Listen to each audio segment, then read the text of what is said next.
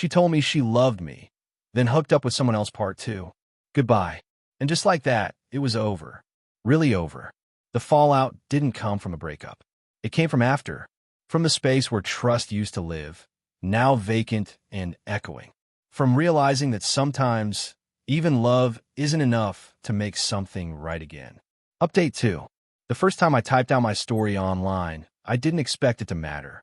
It was late, sometime after 1 a.m., and I couldn't sleep.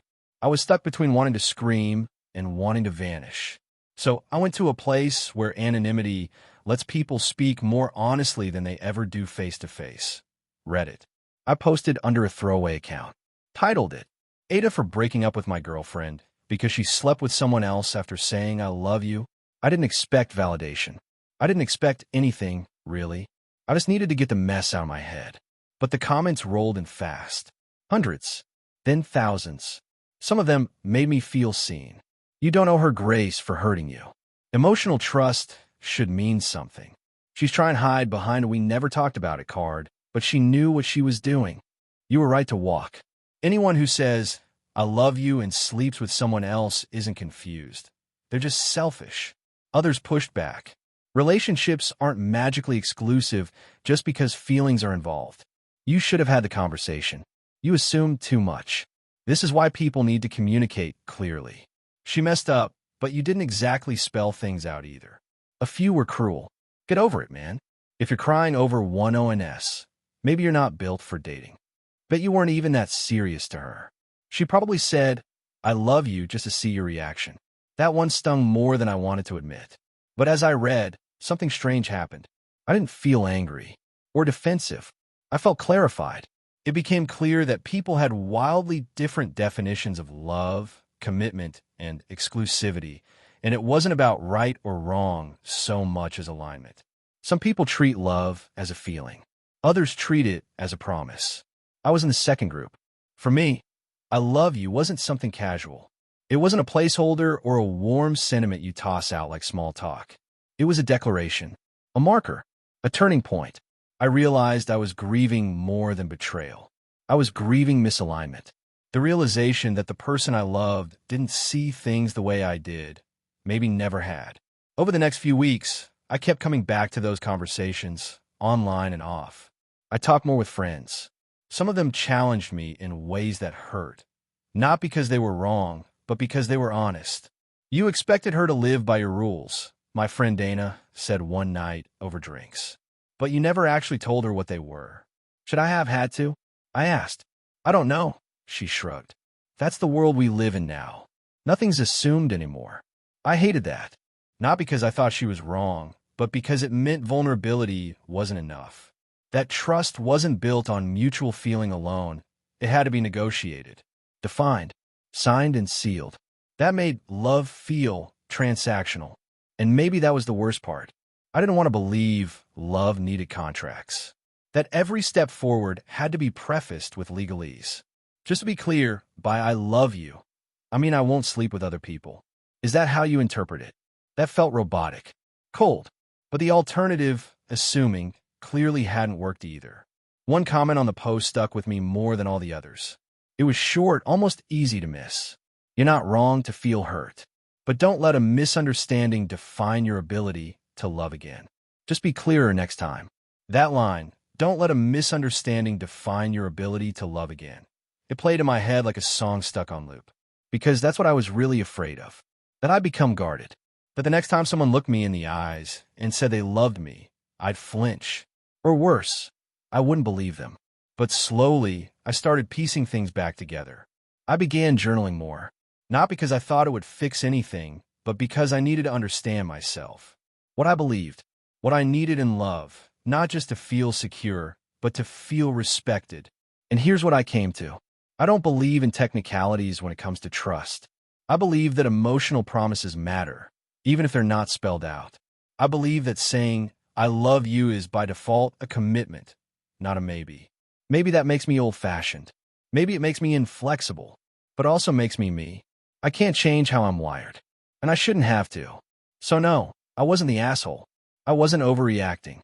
I was just operating with a different manual than she was. And that's the truth I finally settled into. Not bitterness. Not anger. Just clarity. She wasn't evil. She wasn't cruel. But she hurt me in a way that revealed a gap between us too wide to close. Not because of one night, but because of what that night revealed about how we each define love and what we think it protects us from. It had been over a month since we'd spoken. That might not sound long, but when you've spent years as close friends, and then as something more, silence becomes louder by the day. We'd stopped following each other on social media.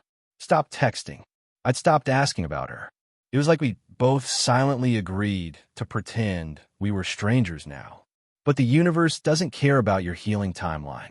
We still had mutual friends, still lived in the same city, still orbited the same social circles. So it was only a matter of time before we crossed paths again. It happened on a Saturday. A few friends had organized a casual gathering. Nothing big, just drinks and board games at Kayla's apartment. I almost didn't go. I was still doing the mental gymnastics of avoiding her without making it obvious to everyone else. But that day I felt oddly stable.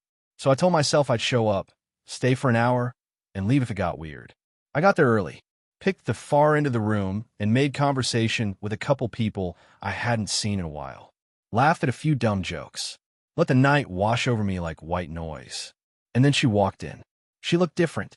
Or maybe I did. Either way, the room felt smaller as soon as I saw her. She noticed me right away. Our eyes locked for a half second, and then she looked away, too fast like it burned. She spent most of the evening across the room. Neither of us approached. Not at first. But then Kayla, in all her well-meaning obliviousness, roped us into the same game. And there we were, side by side on a couch, pretending to be fine, pretending we weren't both acutely aware of how close our knees were. The game was loud, competitive, distracting, but not enough. Every laugh, every small accidental touch of her elbow against mine felt like a needle under my skin. Eventually, the game ended, and people began to migrate to the kitchen or out onto the balcony.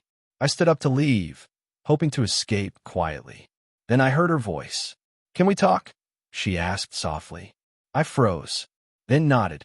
We stepped into the hallway, just outside the apartment door. The buzz of voices faded behind us, replaced by a silence thick with everything we hadn't said. "I wanted to reach out," she began, "but I didn't know if I should." "You didn't," I said. "But you did anyway." A small, sad smile. "Yeah, guess I couldn't help it." I leaned against the wall, crossing my arms. "What do you want to say?" She took a breath. "I don't expect anything. I know I hurt you, but I just need you to know I think about it every day. Not just what I did, but what I lost." I didn't respond. I didn't need to. She continued. "I was afraid," she said, "of how serious it felt, of how fast it was moving. And instead of being honest about that, I did something stupid. I tried to slow myself down by making it feel less real. But it didn't work. It just made everything worse. You used someone else to create distance between us," I said quietly. "That wasn't just stupid. That was selfish." She nodded. "I know. I'm not here to defend it. I've been going over it in my head, trying to understand myself. And the truth is, I didn't respect what we had the way I should have. I didn't respect you." I looked at her then, really looked, and for the first time, I didn't feel angry. I didn't feel numb. I just felt tired. "You knew what love meant to me," I said. "You knew, and you still chose to cross that line." "I did," she whispered, "and I'll regret it for a long time." There was a pause, long enough to say 1,000 things, but we both let it be quiet. Finally, I said, "I don't hate you." Her eyes welled. "You don't." "I don't," I repeated, "but I can't trust you. Not anymore, and I don't think I ever will." She nodded, wiping at her eyes with the sleeve of her sweater. "I understand. I'm not saying I don't still care about you," I added. "But caring isn't the same as compatibility, or safety, or trust." "I wish I could take it back," she said. "Not just the mistake. Everything that made you stop feeling safe with me. But you can't." "I know." We stood there a moment longer. Then I said, "I need space. For real this time. No more check-ins. No more quiet texts." She swallowed hard. "Okay. I wish you well. I do. But I can't have you in my life if I'm always going to flinch when I hear your name." "I get it," she said, voice breaking. Goodbye. Goodbye. And with that, I walked away. No anger. No storm. Just closure. Heavy and honest. She didn't follow. In the end, it wasn't about blame. It wasn't even about the one-night stand. It was about what it revealed. The cracks in our foundation, the mismatch in values, the way we loved differently without realizing it until it was too late. I didn't hate her. I didn't want revenge. I didn't want rewind time, either. I just wanted peace. And slowly I found it. I stopped rereading old texts. I deleted the playlist. I reached out to friends again, not to talk about her, but to live again, to reclaim my space.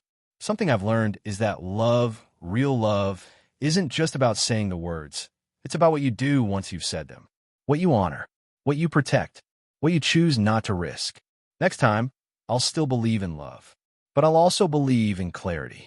Because love without trust isn't love that lasts. And I want something that lasts.